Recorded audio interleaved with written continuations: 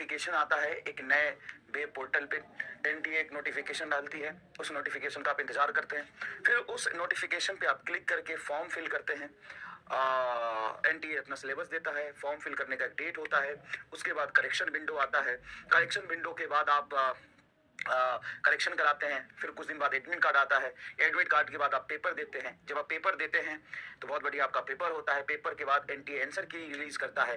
Answer की release करने के बाद जब एनटीए आंसर की देता है तो आप मैच करते हैं। मैच करने के बाद आप खुश हो जाते हैं, आपके बहुत अच्छे नंबर आ रहे होते हैं और फिर आपका सिलेक्शन हो जाता है और फिर आपको रैंक मिलता है और रैंक मिलने के बाद आप कॉलेज में जाते हैं।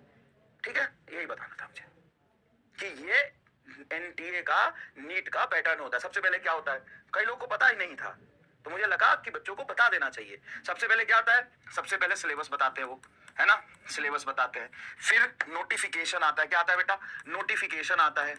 नोटिफिकेशन में क्या होता है सर, नोटिफिकेशन में एग्जाम का डेट बता देते हैं, एग्जाम डेट बता देते हैं और एग्जाम डेट के साथ फॉर्म फिलअप का टाइम देते हैं। तो फॉर्म फिल करने का टाइम देते हैं। जब हम फॉर्म फिल करते हैं तो थोड़ा एरर हो जाता है, तो करेक्शन विंडो मिलता है। क्या मिलता है बेटा, करेक्शन विंडो मिलता है। फिर करेक्शन कर देते हैं, फिर फाइनली हमारा क्या आता है, एडमिट कार्ड सर हमारे गांव में आता है। सर एडमिट कार्ड हमारे गांव तक पहुंच जाता है। जब तुम्हारे गांव में एडमिट कार्ड पहुंच जाता है गांव में, तो हम एग्जाम सेंटर हमको मिलता है। एग्जाम सेंटर पे जाके हम एग्जाम देते हैं।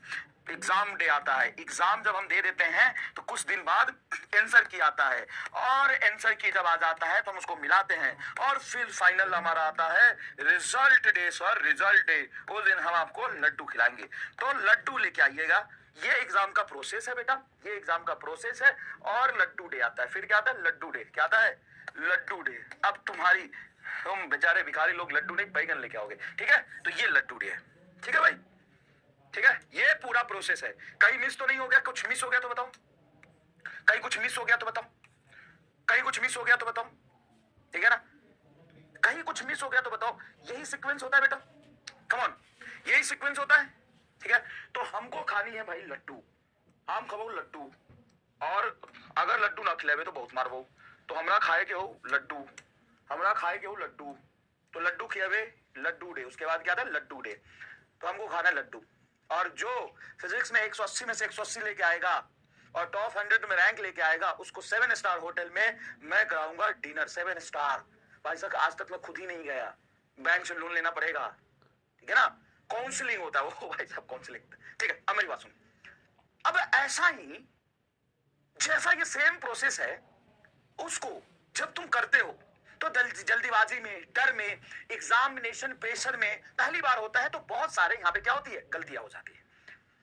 तो सबसे बड़ा सरप्राइज ये है कि हम आपसे राय मांगना चाहते हैं कि जैसा ये पूरा पैटर्न है वैसा ही सेम पैटर्न पीडब्ल्यू करा दे तो, पीडब्ल्यू करा दे तो नीट रिप्लिका, नीट रिप्लिका हम भी एक वेबसाइट लॉन्च करें। अब है असली बात, हम भी एक वेबसाइट लॉन्च करें।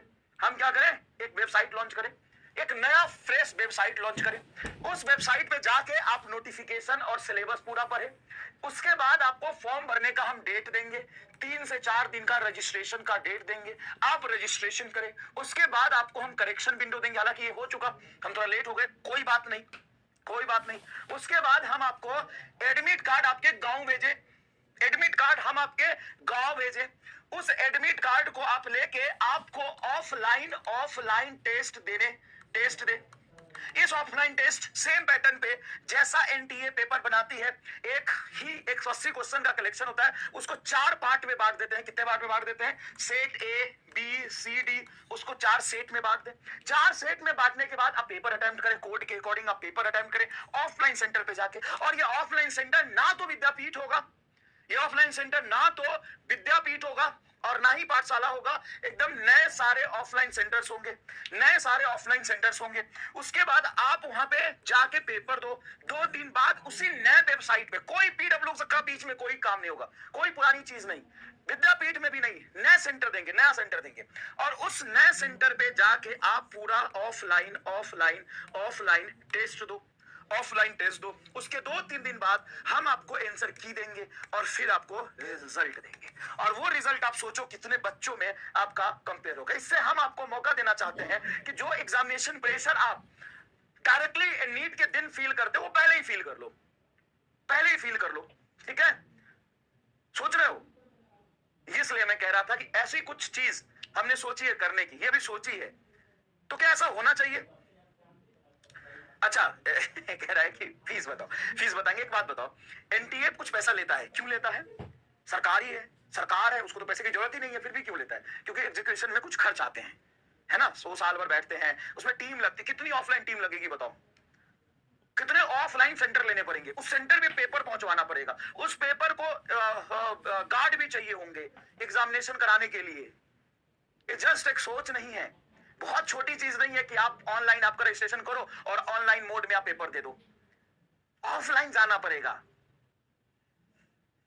तो कुछ मिनिमम कॉस्ट, एकदम मिनिमम कॉस्ट, जिस पेपर प्रिंटिंग कॉस्ट, पेपर पहुंचाने का कॉस्ट, है ना, और पेपर बनाने का कॉस्ट, इन्विजिलेटर चार्ज, इन सब का जो लगेगा ना, उससे भी बहुत कम, उससे भी बहुत कम, क्योंकि पूरा का पूरा सेंटर लेना पड़ता है, पूरा का पूरा सेंटर लेना पड़ता है, ठीक है ना? तो फीस देख लेंगे, इससे ज्यादा नहीं होगा, 300-400 रुपए से ज्यादा नहीं होगा, इसकी गारंटी तो मैं लेता हूँ। 300-400 रुपए लगते हैं भाई, अब सोचो, मतलब इससे भी ज्यादा लगेंगे, लेकिन फीस इससे ज्यादा नहीं होगा।